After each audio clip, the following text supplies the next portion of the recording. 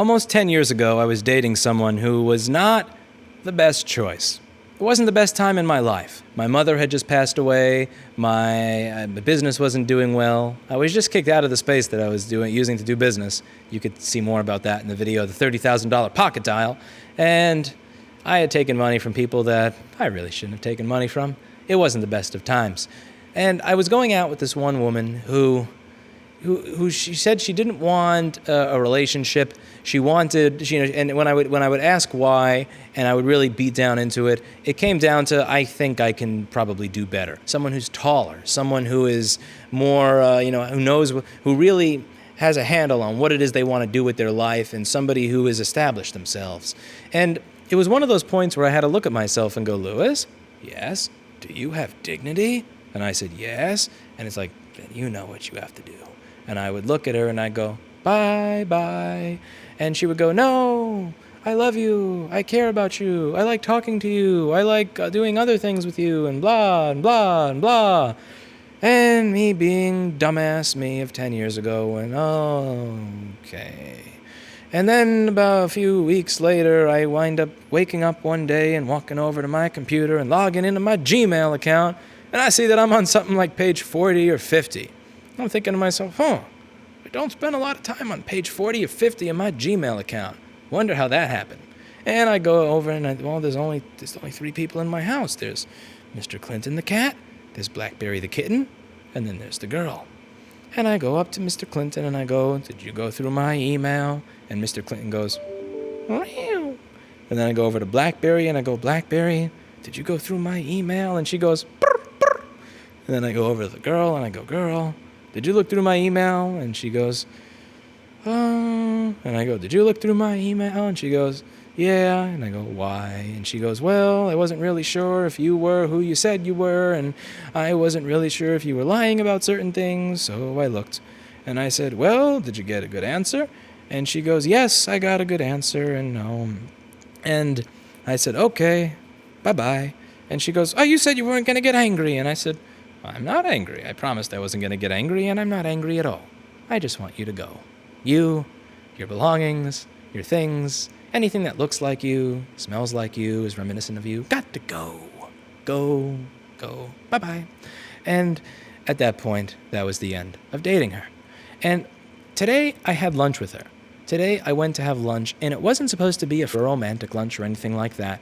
It was supposed to be a lunch where I was supposed to hear about how wrong I was. Now, when I say I wanted to be proven wrong, it was just meeting up to go over what we've been doing over the past 5 to 10 years that we haven't been seeing each other. And what I thought was interesting would be, what have you done with your life since? Because if your life has just been productive and amazing, and you've become this much better human being, and that all these little things that I saw, this like going through my email, this overreactions to all the small stuff, was not a defining part of your character, then that would mean that the way that I make my judgments was incorrect and flawed and needed to be remedied. That would mean that the world is a lot rosier than the way that I see it. The world is rosier than the way that I see it. I live in a better world, which means being proven wrong here would be amazing. However, if, like many of the people that I've heard that have said,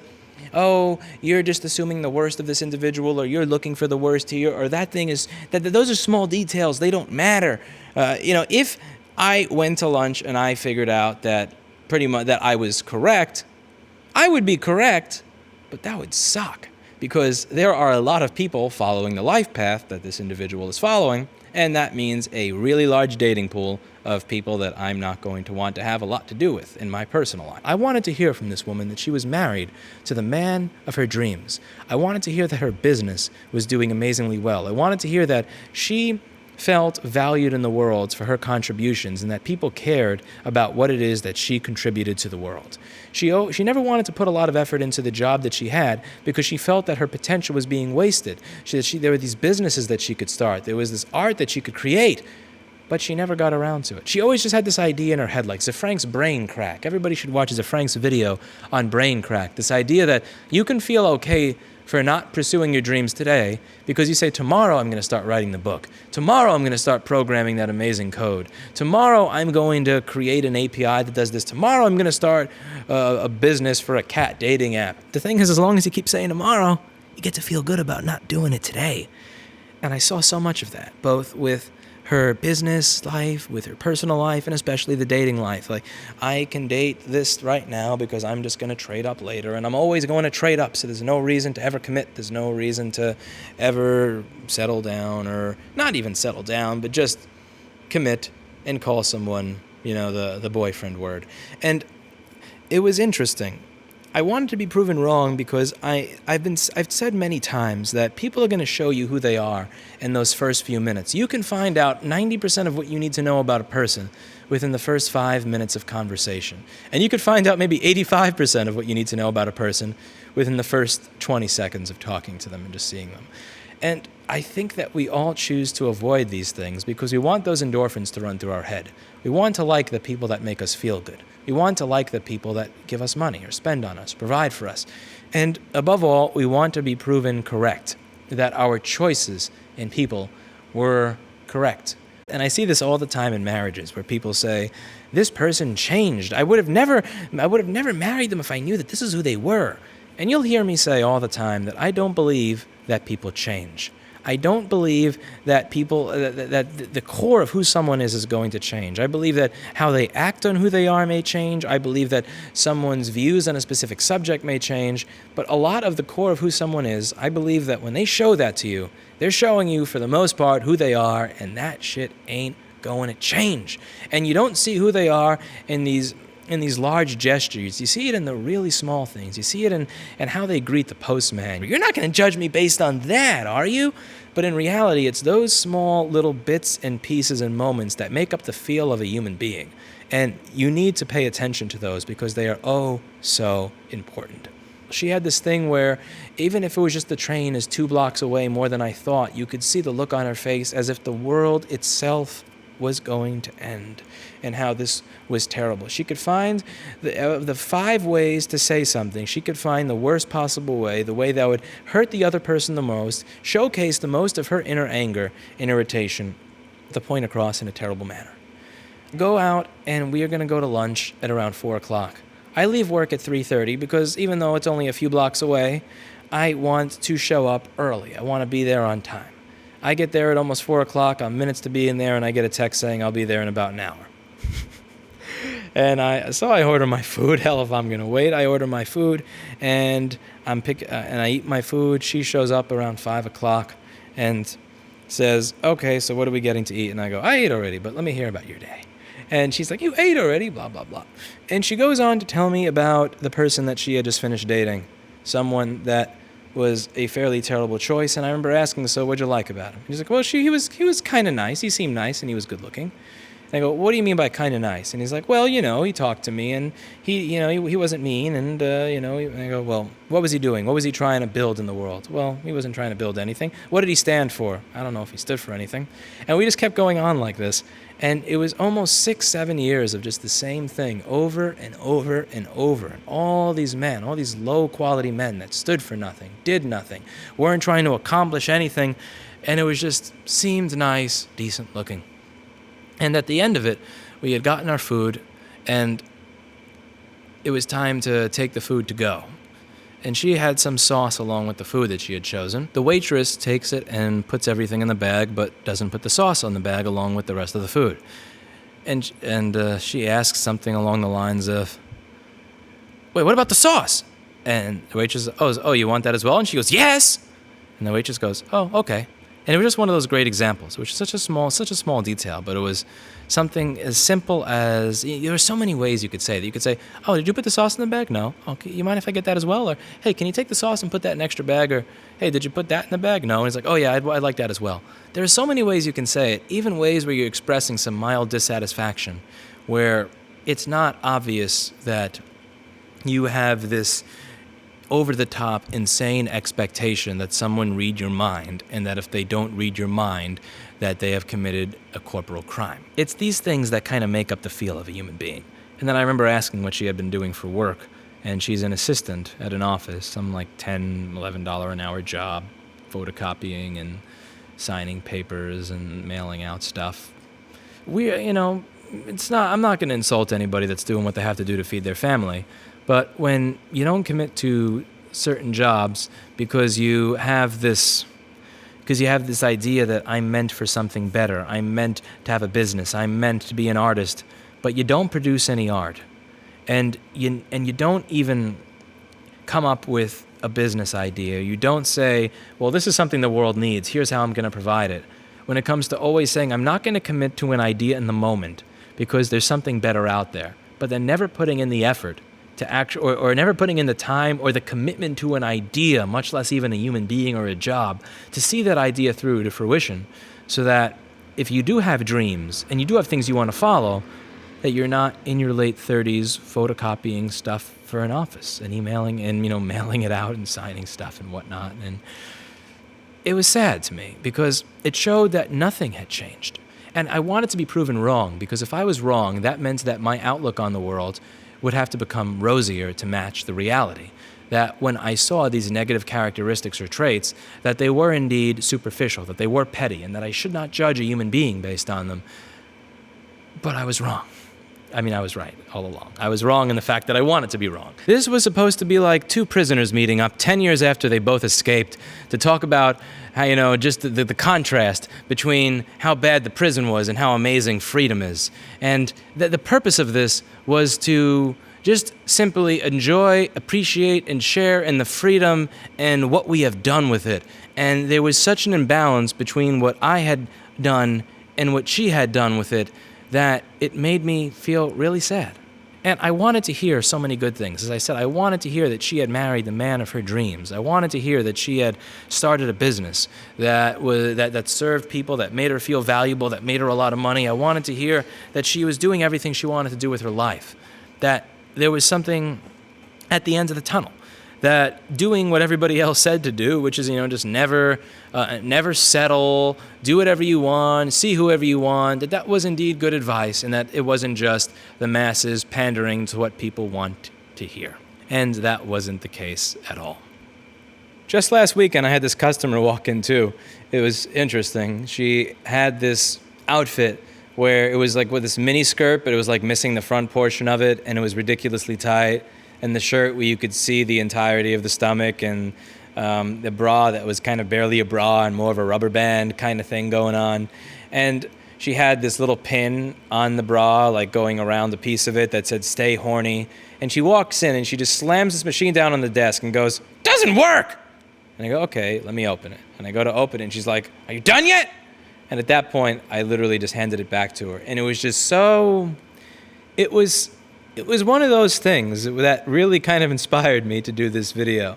It was obvious from the pin and from the stickers on the laptop and from the general demeanor that this individual probably led a sexually loose lifestyle, and it was also obvious by the demeanor that there was just no ability to deal with the inconveniences that we all have to deal with throughout life, such as something not turning on that we own.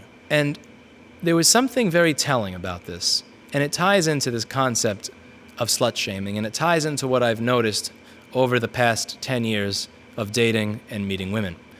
I have noticed an inverse relationship between number of sexual partners and sanity. The more sexual partners over time, the less the sanity. The more someone is likely to be unable to trust, to be paranoid and do things like go through my email, the more they're likely to expect things like money to be spent on them when they haven't done anything to necessarily deserve or earn that level of spending or investment in a relationship. The more I notice that they will do things like show up an hour late and expect that you not care, the more that I will notice that they expect an emotional connection or level of understanding that they have not yet earned because they have not yet put in that level of effort into the relationship, to the point where once they've had over 30 sexual partners in their life, they are screaming at the waitress just because the waitress didn't understand that they wanted to take that piece of sauce home with them. And they couldn't find a better way to explain it because they felt that entitlement entitlement to understanding because they have invested in others what has not been returned to them. There's this idea that everything old is silly and obsolete and improper, and that we are this progressive society. And before the recent 10 or 20 or 30 years, that all these people had no idea what they were doing, and they were dinosaurs, and oh, how silly they were. But I'm not saying that we return to a time where people thought the sun moved around the earth, nor do I suggest that we go back to a time where we kill goats because we think that causes rain and causes the crops to grow. What I'm suggesting is that maybe, just maybe, right before the sexual revolution, people had some idea when they came up with these general suggestions for how people act in society and these societal norms, that they came up with them for a decent reason, because they understood human nature, they understood relationships and how they affect us, and they understood that you give a piece of yourself away every time you enter a serious relationship with someone, or even every time you have sex with someone. You give away a small piece of yourself, and you're not always able to get that piece back. Some people can always get it back, but there are a great number of people out there that when they have sex, they cannot get that piece back that they have given to the other person. And that when you give that piece of yourself to someone else, you expect that they will give you a piece of themselves in return. That for the effort, that for the resources, that for the understanding, that for the money, that for the time, that for the emotion that you invest into a relationship, that you will receive that investment back from the other person. But when you invest your emotion, your resources, or sex into somebody that's not a good choice for a number of reasons, that they're never going to give that back to you. And here's what I find. I find that people have expectations based on what they invest into a relationship. And that when that relationship ends poorly because they chose the wrong person, that the expectations don't go away. If I invested time, trust, effort, money, and sex into somebody, and they give me nothing in return, what I've found with a lot of people is that they don't then say, okay, well, I'm starting over with a new guy or a new girl, which means blank slate, right? No, they bring all of that crap with them. If they went out with somebody who cheated on them, then very often they're, more likely to check the email of the next guy while he's sleeping and go to page 50. If they went out with somebody and they put in effort to choose good places to go and show up on time, and the guy was fucking around so he was never there, then I put in time being on time. And from now on I'm going to be an hour late anytime I see somebody. When they put in all this time to understand a guy who was going through a fucked up situation, who led a fucked up life, and they really try to understand where he's coming from, and it doesn't work because he's some crazy alpha lunatic, sociopathic, narcissistic, fucked up human being, then they expect, well, I put in all this understanding to this person and they never understood me back. That doesn't mean that they think that they're starting over with a fresh slate. That means that even when they go to a restaurant and they get their food taken out and they don't put the sauce in it, they're like, I expected the waitress to understand me. I've always understood others. Why don't they understand me now? Of course I want the sauce. It causes this breakdown. It causes this level of insanity that nobody is willing to talk about. And it doesn't always manifest itself in the exact same way that I'm talking about.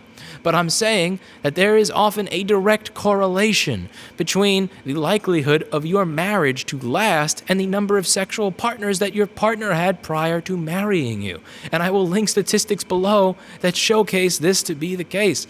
And I would dare venture that there is a direct correlation between number of sexual partners and sanity. I am not saying that more sexual partners leads to clinical mental diseases, nor am I suggesting that every single man or every single woman is more likely to be crazy because they've had more sexual partners. That if Bob has had sex 5 times and Ned has had sex 4 times, that it's a guarantee that Ned is saner. I'm not saying anything like that at all. All I'm saying is that I observe a general trend that completely explains away the past 10 years of my dating life if I look at the behavior of the people I dated, and then I look at it within the context of how many sexual partners they had. It all starts to make sense. And people from olden times, even from 60, 70 years ago, they understood this as common wisdom. And we have thrown away all this common wisdom. We have shit it away because we want to say things that people want to hear. We want to tell people, oh yeah, keep doing that stuff that keeps the good endorphins going through your head. Oh yeah, keep going out with the people that you think are good just based on the tingly feeling you get when you see them. And stop looking for things like whether they stand for something or whether they're going to be a good partner or whether they're caring or trustworthy. Do what you want. And the reality is that by continuing to suggest that people act in this manner, we are continuing to suggest that people live a lifestyle that fundamentally breaks them. And there needs to be somebody that tells people. There needs to be somebody that will tell a young woman, hey, you're 19 and you're good looking. A lot of people are going to laugh at shit that you say that's not funny. A lot of people are going to say that you have good ideas when your ideas are shit. And a lot of people are going to treat you nice just for the hell of it. And you may feel at some point like you can ride this and get away with this, but this is not going to last forever. 5 years from now, it's going to be a little harder. 10 years from now, it's going to be weirder. And when you hit that late 30s, when you hit the wall, at some point, people are not going to care about you if you're not a good person. So you should focus on being a good person. You should focus on not just being a good person, but you should focus on looking for positive qualities in other people, and it will be easier to appreciate positive qualities in other people if you seek to live those positive qualities yourself, rather than just because if you're always looking for what's easy and you're always looking for what's fun in the moment, then you're going to admire those qualities in others. And those people who have those qualities and those people who have that value system, they're not the people that are going to care about you. They ain't the people that are going to last. And they're the people that are going to wind up twisting you inside and out and causing you to act batshit insane, to the point that when you're in your late 30s, you are screaming at the waitress at my favorite restaurant that I am scared to go to again because they're going to spit in my food because they didn't put your sauce in the bag. There is this thing that occurs where the counter does not reset just because you've finished one bad experience and you're on to the next one. And people from the past knew this to be true. And there are a lot of people that say, Lewis, that's slut shaming. How dare you do that? People are allowed to do what they want. They can have their preferences. What's interesting here is the lack of universality. When somebody says, that is slut shaming, how dare you judge someone based on their choice in sexual partners or how many sexual partners they have? How dare you judge someone based on their choices while I will simultaneously judge you because you're 5'6" and don't have a lot of money right now? What I find interesting is when someone says, you cannot judge me based on the choices that I made in my life, that I put thought into, but I can judge you based on your DNA and what it dictated you would grow up to be. I can be judged for how I was born, but you cannot be judged for the choices you made? Come on. And I see so much white knighting going on in the world today. I see so much white knighting of men trying to save women from their choices. And men going up to other men and saying, how dare you judge her because she slept with the entire of her office and blah, blah, blah. How dare you judge her for her choices while she judges you for your height? Where's the universality in that? There is none. And I have my preferences. I don't want to date someone who has blue hair. I don't want to date someone who's shaped like a pear. I don't want to date someone who hashtag resists. I don't want to date a fourth wave feminist. It's like the Dr. Seuss guide to conservative dating. And if I'm going to have my preferences, that means that I need to respect the preferences of others. And if other people want to have their preferences, they need to be able to respect mine. It's universal. It's either we respect all preferences when it comes to our personal lives and dating, or we respect none. And for me, I don't know how it is for you, but for me, I want to figure out as much as I can about somebody when I first get to meet them if I'm interested in them. And there's this thing that happens that I find so funny when people are on a date and they're not going to talk about politics or religion or philosophy or what they think of certain things going on in the world, and they're not going to say anything about themselves that can be seen as embarrassing, and they're not going to ask any questions that may be seen as scaring the person away or a little too offensive. And it's like, what the fuck are you even here for? It's like, imagine somebody walking into my store and talking for 40 minutes and then pretending they have no interest in electronics and they have nothing that they want to get repaired. It's like, what are you here for? It's like walking into a Firestone and pretending that nothing's wrong with your car. You're just going to look at the walls. Like, no, what are we here for? We are here to learn about each other. We're here to see if there's a point to moving forward. So it's one of the first things that I'm interested in knowing is, hey, who have you been with? And why have you been with them? And if one of the first things I expect someone to ask me, is the exact same thing. I do have preferences for someone with good values, and the answers to these questions are going to teach me something about how you think through your choices, and whether you think through your choices at all, or whether you have values at all. And these are all very important aspects to me. I want to be with someone who is the type of person where if I'm in a coma for 2 months, I could trust them to run my business for me and take care of my finances. The kind of person that I would trust as a mother of my children. I'm not looking to date someone based on the endorphins that are going to go through my head for a week or two before I get sick of them. I'm looking for somebody based on how they are going to treat my potential offspring later. And that's the way I think that more people should be thinking about their relationships. It's probably no surprise to people that follow my Twitter that I like a lot of those old 90s cartoons and the 60s, 90s cartoons, like the Felix the Cat or Batman Beyond or Superman animated series. And there's this one, the Roger Rabbit cartoons I love the most. Do you ever see those where he tries to escape at some point when something weird happens, and there'll be a wall, like it's a concrete wall or a wooden wall or whatever it is, and you'll hear and he just breaks through the wall, and you can see this cutout in the wall that's shaped exactly like Roger Rabbit, because he ran away at light speed, that he just broke through the wall, and you can see the cutout of him.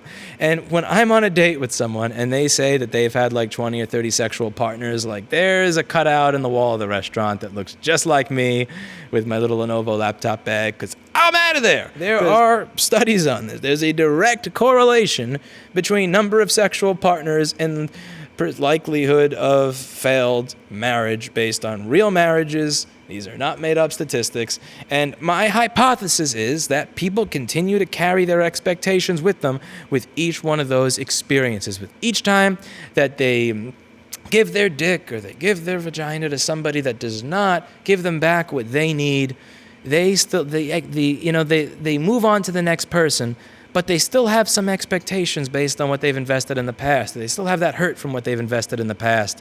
And it carries over. And there is an expectation to be understood before they have understood you. There is an expectation to be appreciated before they've appreciated you.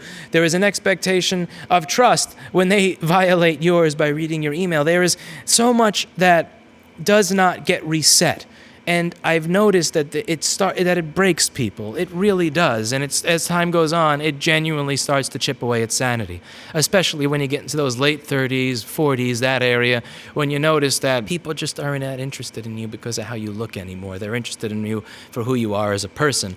And then it really comes down to whether or not you spent your last 20 years building yourself up as a person, building up your values, working on who you are, working on being the best you, or were you just taking advantage and riding what it was that you were given.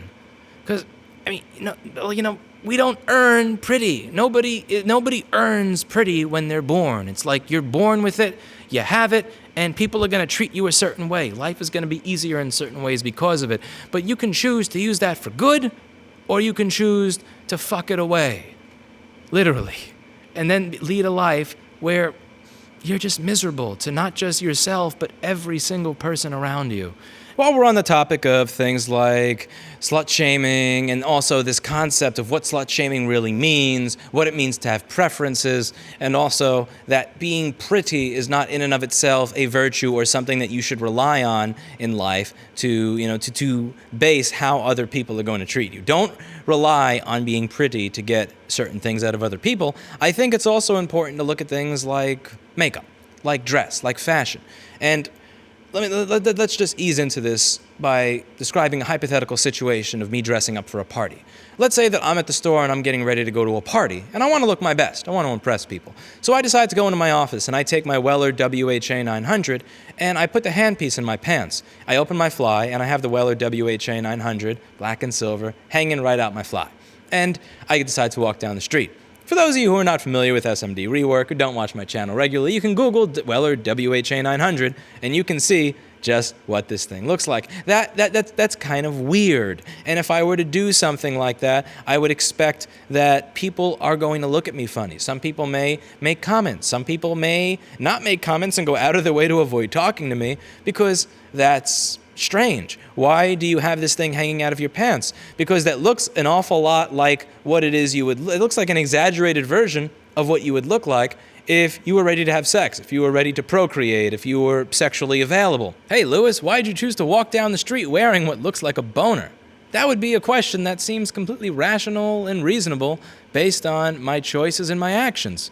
People would be totally justified in society in thinking that of me or asking that of me if I had my WHA 900 handpiece hanging out of my pants. However, if we were to take someone who's in high heels with their ass sticking out, because that's kind of what high heels do, who has a bunch of makeup on with all the red stuff and the colors in the face, and we were to say, well, what's up with that?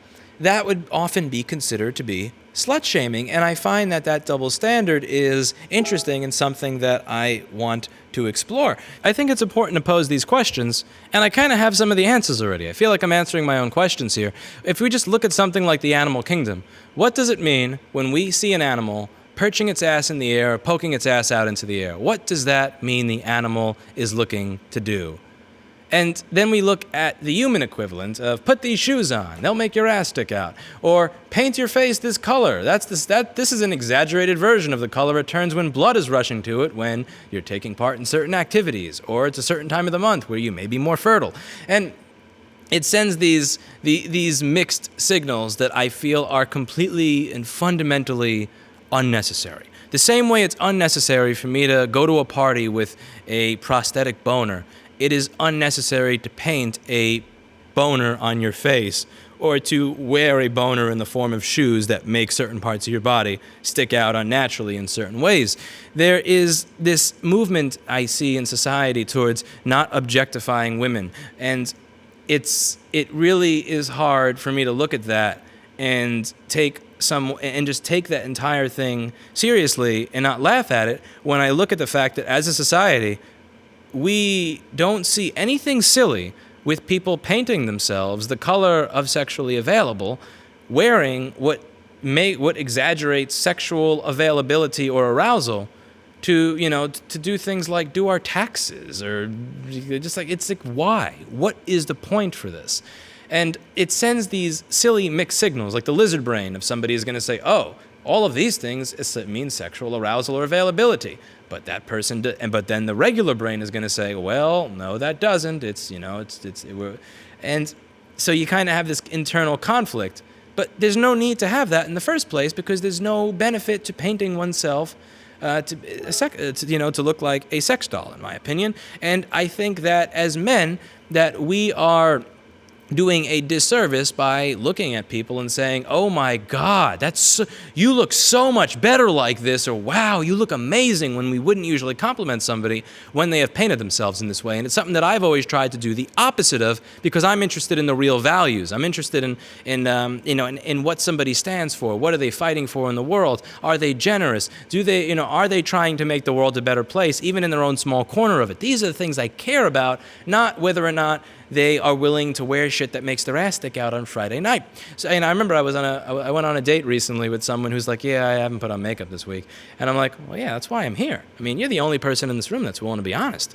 And I smiled and I hugged her and she had this big smile on her face. And I wasn't trying to white knight. I wasn't trying to, make somebody feel good when they didn't deserve to feel good just for the fuck of it. I genuinely meant that. There is something so attractive about a woman that is willing to be honest. This is what I really look like. This is who I really am. Now, I'm not suggesting people go out and wear a burlap sack or look like a slob. All I'm saying is it's very attractive to me when someone dresses nicely, dresses well, but doesn't go that extra step to paint the biological markers of sexual availability on their face so that we can, go get truffled gnocchi for lunch. It's like, it doesn't do anything for me. It's really just a case of look at this sexual availability stuff that's not really true because I'm not really into that, but look at how cool this looks and avoid everything else about me. And it's, that's the subconscious message that I feel is being sent. And I don't see a need for that message to be sent, nor do I see a need to provide positive feedback to this as a false virtue, because then if we do it, more people are going to do it. If more people paint themselves sexually available to do things like walk to H&R Block and do their taxes, there will naturally be more objectification, and it's just this self-fulfilling prophecy that is not really necessary. So for me, I found this weird because people have said that I was slut-shaming because I express a preference for people who do not dress that way. I'm not saying that I'm some sort of Victorian era prude, but I appreciate people that dress nicely. I appreciate people that are good looking. I appreciate people that even may dress a little bit skimpy. Okay, who am I kidding? I do appreciate that. But when people go above and beyond to do the things that emulate immediate sexual availability, immediate fertility, I don't see the benefit to that. I don't see the value or the virtue in it, and I don't reward it with positive feedback. I'm not saying that I'm forced to think about things like this. Like if I Google 5 male news anchors that I know, I will not find a single one of them in their underwear. But if I Google 5 female news anchors that I know, I am damn near guaranteed to find a picture somewhere of them on a bed or a couch or something in underwear in a fairly compromising position. And it's one of those things that I just, like, why? I mean, it has nothing to do with news. And I know what is kind of being done here, but, doesn't have anything to do with what it is you're trying to do. There's context for everything. There are times to go above and beyond to profess sexual availability, and then there are times where, you know what, I may like you more if you're not doing that. I think that if we're looking for quality people, that it's a fine value to have to value people that wear honesty when they meet you, that wear honesty, that are honest with you in their actions, in their words, in their appearances. That to me is a great thing to look for if you're looking for a quality person to spend time with. And that's something that I value. And I've had people say that can be considered slut shaming, that I have a preference to go out with people that show me who they really are, that are honest, that are not painting sexual availability on themselves just to go to H&R Block. And you know what? That's fine if people want to say that, because oftentimes it's just a bad argument, if it is even an argument at all. I've had people say, Lewis, that's sexist, that's sexism, which I've always found kind of funny. So that means when I say that this small subsection of women I would prefer not to go out with because they do something, when you say that's sexist, that means that you're applying what I said to all women, which means that the person calling me sexist thinks all women are the same, which in and of itself is sexist. And I really wish that people would stop lying. I really wish that people would stop telling people what it is that they want to hear and start telling them what actually is. Stop creating false virtues. Stop creating false values. Stop telling people that if they follow their lizard brain and do everything they want, when they want, as they want it, because that's freedom and that's power and that's beautiful and that's great, yay, cheer! No, because sometimes the truth sucks. Sometimes shit is not fun. Sometimes you need to save money right now, even though you'd like to spend it on doing stuff you want so you can pay rent and buy food. Sometimes you're going to have to not do things that you find really fun because you want to be healthy a month from now. And sometimes you have to grit your teeth and say, it would be fun to go out with that girl, it would be fun to go out with that guy, but they're probably going to fuck my life up, so I ain't going to do that because I want to stay a good person and I want to be with people that have good values, that are good human beings. And some reason we just seem to kind of have lost that as a society. It's like that trade-up society. It's like, go out with as many people as you want. No, just keep trading up, just keep trading up, just keep trading up, just keep throw away the best people that you could possibly be with because there's a slight chance that you can do better. And I'm telling you, when you hit 37, when you hit 39, when you hit 41, that is going to lead you to a miserable fucking life. And I'm telling you, that shit in Julia Roberts' Eat, Pray, Love, that is fiction. That is fiction. It does not work out like that, where you leave your marriage and you go around the world and you find yourself and you got hot guys everywhere and it's just so great into your 40s. No, that happens to Julia Roberts in the movie. That's not real life. And if this video can encourage people in any way, shape, or form to think about whether or not they are making good decisions with their brain rather than their genitals, before going out with men or women that are going to fuck their life up, that don't value them, that don't care about you, that don't trust you, that are not worthwhile, just because it gets a stupid endorphin flowing. Some of the worst people out there, the true scum of the earth, are the people who are going to give you advice who don't have to live with the consequences of your bad decisions. People who are going to say, hey, you should do this. You should always look to trade up. You should screw whoever you want to screw, and don't let anybody tell you otherwise, when they're not the ones who have to live with the consequences of your broken heart, your broken brain, your loneliness, your broken life. These are evil people. Listen to advice that's coming from people that you know to be genuinely happy, that you know to be genuinely well-balanced individuals, rather than taking advice from people who are not A, not listening to their own advice, or B, are completely miserable because of it. What I have found is that deeply hurt people are very good at dragging people who are not hurt down to their level of hurt with them. And I don't want to see you get dragged down to that level because society told you that it was wrong, that you have a preference to date people that make good life decisions. You can do better, and you deserve better. And if you don't deserve better, then think about why that is, and think about what you can do to become a better person so that you can actually look in the mirror and say, you know what, I do deserve better, and I'm going to go out there and get better, and I'm going to earn better because I am better.